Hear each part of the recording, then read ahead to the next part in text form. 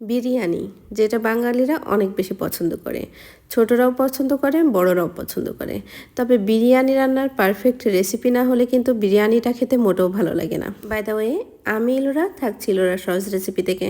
আজকে গরুর মাংস দিয়ে পোলাও চালের একটা দম বিরিয়ানি রেসিপি শেয়ার করব। রেসিপি তৈরির জন্য এখানে আমার লাগছে ফ্রেশ গরুর মাংস। এখানে আমি 2.5 কেজি পরিমাণ মাংস নিয়েছি, আর মাংসটাকে খুব ভালো মতো ধুয়ে রেখে দিয়েছি। আর এই মাংসটা আমি প্রথমে রান্না করে নিব বিরিয়ানির জন্য।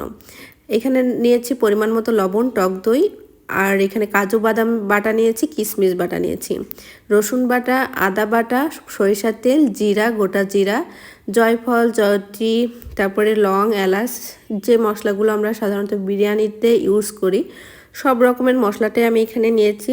স্টার এলাচ নিয়েছি, লবঙ্গ, কালো এলাচ, সাদা এলাচ, মানে যেগুলো মশলাটা দিয়ে আমরা বিরিয়ানিটা সাধারণত রান্না করি সব